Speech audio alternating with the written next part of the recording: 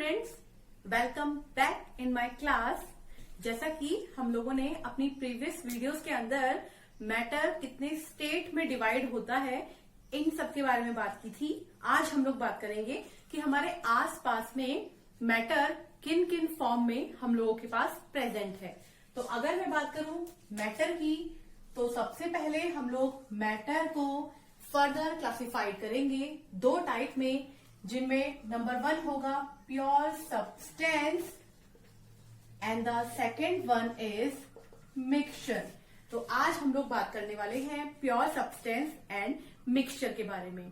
सबसे पहले हम लोग बात कर लेते हैं प्योर सब्सटेंस के बारे में कि प्योर सब्सटेंस क्या होते हैं।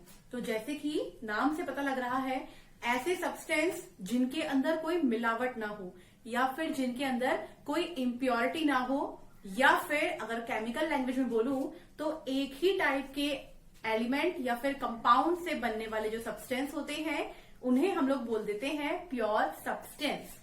तो अगर हम लोग प्योर सब्सटेंस को फर्दर क्लासिफाइड करना चाहें तो हम इन्हें दो टाइप में क्लासिफाइड करते हैं।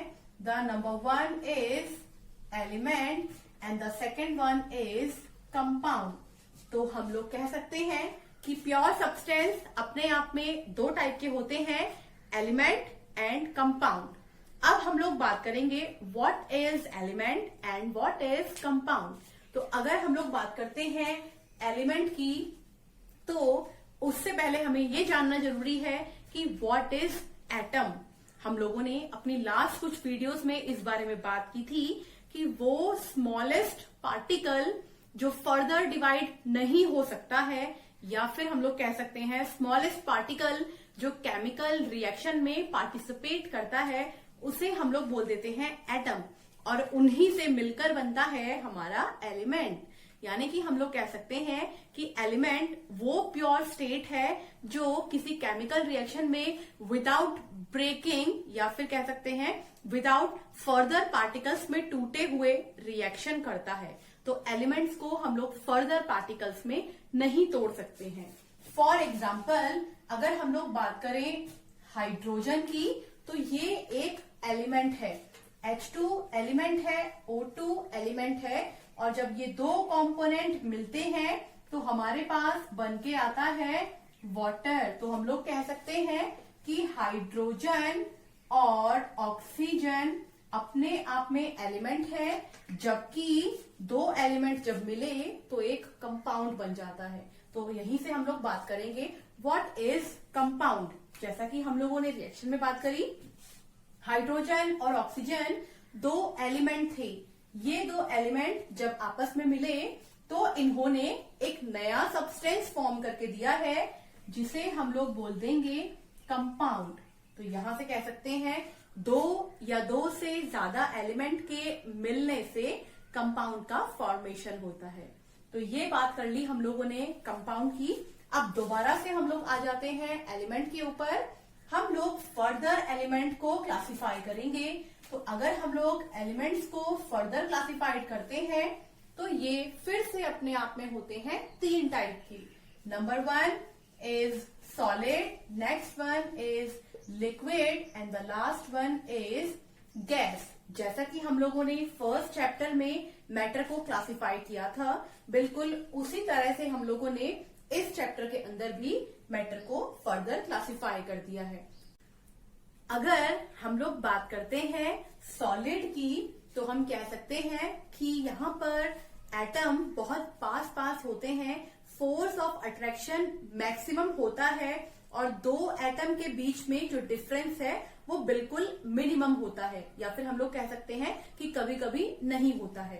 तो ये डेफिनेशन है सॉलिड के लिए। अगर हम लोग बात करें लिक्विड की, तो लिक्विड के अंदर force of attraction as compare to solid कम होता है, लेकिन एज कंपेयर टू गैस ज्यादा होता है। अगर हम लोग बात कर लेते हैं डिस्टेंस की, तो as compare to solid liquid में डिस्टेंस ज्यादा होता है, और as compare to gas liquid में डिस्टेंस कम होता है। सबसे लास्ट में हम लोग बात कर लेते हैं गैस की। तो गैस में फोर्स ऑफ अट्रैक्शन बिल्कुल मिनिमम पाया जाता है। और अगर हम लोग बात कर लेते हैं डिस्टेंस बिटवीन एटम की, तो वो मैक्सिमम होता है। तो आई होप आप लोगों को सॉलिड, लिक्विड और गैस की डेफिनेशन समझ आ गई होगी। अब हम लोग दोबारा चलते हैं कंपाउंड के ऊपर। जैसे कि हम लोगों ने फॉर्मेशन ऑफ वाटर से कंपाउंड की डेफिनेशन को समझा था, तो अभी यहाँ पर एक चीज और ऐड कर लेते हैं। कंपाउंड हमेशा तभी फॉर्म होंगे जब हम लोग किन्हीं दो एलिमेंट को एक फिक्स रेशियो में मिलाते हैं। फॉर एग्जाम्पल, इसी एग्जाम्पल को हम लोग आगे प्रोसीड करते हुए चलते हैं। फॉर एग्जाम्पल H2O, यहाँ पर दो एलिमेंट है हमारे पास, that is hydrogen, that is oxygen.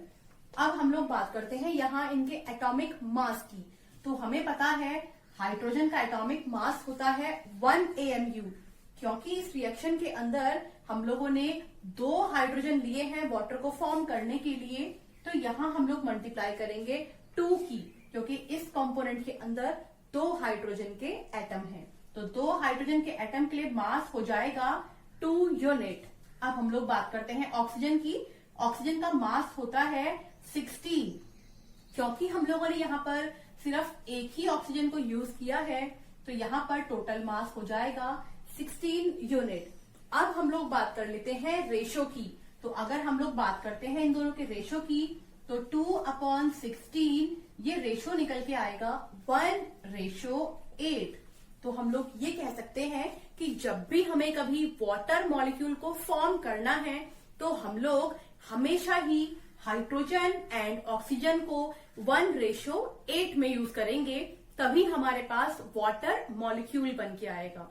इसी तरीके से हम लोग और भी बहुत सारे कंपाउंड के रेशियो निकाल के ये प्रूफ कर सकते हैं कि कंपाउंड के फॉर्मेशन के लिए एक फिक्स रेशियो होना जरूरी है एलिमेंट्स का।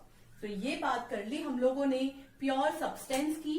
अब हम लोग बात करते हैं कि मिक्सचर क्या होता है। जिस तरीके से कंपाउंड के अंदर हम लोगों ने एक फिक्स रेशियो में एलिमेंट को यूज किया था, उसके जस्ट अपोजिट हम लोग मिक्सचर में करेंगे। मिक्सचर के अंदर formation of compound random process से होता है, या फिर हम लोग कह सकते हैं वहां कोई फिक्स रेशो नहीं है कि हमें किस रेशो में एलिमेंट्स को मिक्स करना है। फॉर एग्जाम्पल, अगर हम लोग अपने घर से लें, तो हम कह सकते हैं कि हमारे घर के अंदर डेली बेसिस पे ना ही हम लोग शुगर सेम मिक्स करते हैं, ना ही टी सेम मिक्स करते हैं, ना ही वाटर, ना ही मिल्क। उन सब की क्वांटिटी डेली बेसिस पे कुछ अमाउंट कम या ज्यादा हो ही जाती है। तो हम कह सकते हैं कि हमारे घर में बनने वाली चाय भी जो है वो एक मिक्सचर है। तो आई होप आपको समझ में आया होगा कि मिक्सचर के अंदर एलिमेंट का रेशो फिक्स नहीं होता है। अब हम लोग बात कर लेते हैं कि मिक्सचर कितने टाइप का होता है। तो अगर हम लोग बात करें मिक्सचर की, तो मिक्सचर अपने आप में दो टाइप का होता है, that is homogeneous and the other one is heterogeneous. सबसे पहले हम लोग बात कर लेते हैं कि होमो और हेट्रो वर्ड हम लोगों को क्या शो करता है। तो अगर हम लोग बात करते हैं होमो की, तो होमो का मतलब होता है सेम। तो आज के बाद आप लोगों को जब भी कभी होमो वर्ड मिले, तो आप समझ जाइए होमो का मतलब होता है सेम और हेट्रो का मतलब होता है डिफरेंट। कि अगर हम लोग बात करें होमोजीनियस मिक्सचर की, तो होमोजीनियस मिक्सचर वो मिक्सचर होता है जहां पर कोई भी मिक्सिंग करने के बाद सिर्फ एक ही फेज निकल के हमारे पास आती है। फॉर एग्जाम्पल हम लोग बात कर लेते हैं, अगर हम लोग वाटर में मिक्स कर रहे हैं सॉल्ट, या फिर हम लोग वाटर में मिक्स कर रहे हैं शुगर, तो अगर हम लोग इन दो एग्जाम्पल को लेते हैं, तो आप देखेंगे वाटर में जैसे ही शुगर या फिर सॉल्ट कंप्लीटली मिक्स हो जाता है, तो उसके बाद हमें सिर्फ वाटर पार्टिकल वहां दिखाई देंगे, हमें शुगर या सॉल्ट नहीं दिखाई देगा। अगर हम लोग मान के चलें कि शुगर या सॉल्ट सॉलिड स्टेट में है और वाटर लिक्विड स्टेट में है, तो आफ्टर मिक्सिंग हमको सिर्फ लिक्विड स्टेट दिखाई दे रही है, यानी कि एक ही स्टेट दिखाई दे रही है, एक ही फेज दिखाई दे रही है। तो इसीलिए हम लोग कह सकते हैं कि वो एक होमोजीनियस मिक्सचर है। अब हम लोग बात कर लेते हैं हेट्रोजीनियस मिक्सचर की। फॉर एग्जाम्पल, अगर हम लोगों ने वाटर में सैंड को मिक्स कर दिया है। तो अगर हम लोग वाटर में सैंड को मिक्स करना चाहें तो हम देखते हैं बहुत कोशिश करने के बाद भी कंप्लीटली सैंड वाटर में मिक्स नहीं हो पाती है। कुछ पार्टिकल प्रेसिपिटेट की फॉर्म में नीचे बैठ जाते हैं और हम लोग कह सकते हैं कि वो पार्टिकल जो नीचे बैठे हुए हमें दिखाई दे रहे हैं वो दो डिफरेंट स्टेट हैं। वाटर लिक्विड स्टेट में है और वो ग्रेनुअल्स, वो पार्टिकल्स जो हैं उनको हम लोग सॉलिड काउंट करते हैं तो दो फेज निकल के आती हैं। तो हम कह सकते हैं कि हेट्रोजीनियस मिक्सचर के अंदर दो स्टेट होती हैं। एग्जाम्पल आप लोगों के सामने है। आई होप आज मैंने जो आप लोगों को मैटर की क्लासिफिकेशन समझाई है आप लोगों को ये बेहतर ढंग से समझ में आई होगी। अगर आपकी कुछ क्वेरीज हैं, कुछ प्रॉब्लम्स हैं तो आप प्लीज उन्हें कमेंट सेक्शन में लीजिए, मैं उसका जवाब जरूर दूंगी।